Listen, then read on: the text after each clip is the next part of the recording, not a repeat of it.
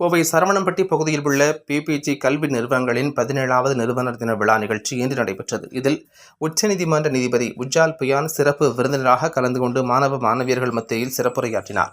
கோவை சரவணம்பட்டி பகுதியில் உள்ள பிபிஜி கல்வி நிறுவனங்களின் 17வது நிறுவனர் தின விழா கல்லூரி வளாக அரங்கில் நடைபெற்றது. பிபிஜி கல்வி குழுமங்களின் தலைவர் மருத்துவர் எல்.பி. தங்கவேலு தலைமையில் நடைபெற்ற விழாவில் தாளாளர் சாந்தி தங்கவேலு முன்னிலை வகித்தார்.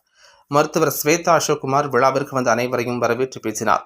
விழாவில் சிறப்பு விருந்தினராக உச்சநீதிமன்ற நீதிபதி உஜ்ஜால் புயன் கலந்து கொண்டு சிறப்புரையாற்றினார். அப்போது பேசிய அவர், சிறிய கிராமத்தில் பிறந்த மருத்துவர் தங்கவேலு அவரது கல்வியால் உயர்ந்த முன்னேற்றத்தை தாம் உள்ளபடியே பாராட்டுவதாக கூறிய அவர், நமக்கு சிறந்த கல்வியை தருபவர்கள் படித்தவர்களாக இருக்க வேண்டிய அவசியம் இல்லை என குறிப்பிட்டார். மருத்துவர் தங்கவேலுவின் தந்தை சிறந்த தொலைநோக்கு பார்வையோடு அவருக்கு இந்த கல்வி பயிலும் வாய்ப்பை அளித்துள்ளதாக குறிப்பிட்டார்.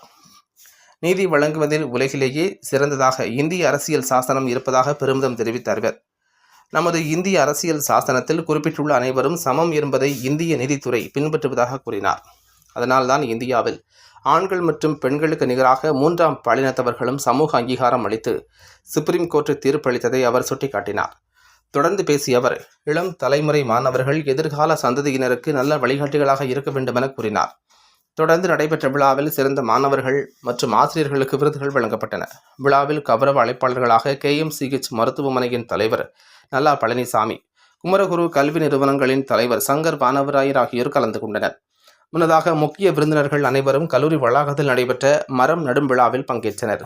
தொடர்ந்து பிபிஜி கல்வி குழுமத்தின் சார்பாக மக்கள் பயன்பாட்டிற்கென ஆம்புலன்ஸ் வாகன சேவை துவங்கப்பட்டது. நிகழ்ச்சியின் இறுதியாக பிபிஜி கல்வி குழுமத்தின் துணைத் தலைவர் அக்ஷய் தங்கவேல் நன்றியுரை வழங்கினார் என்பது குறிப்பிடத்தக்கது.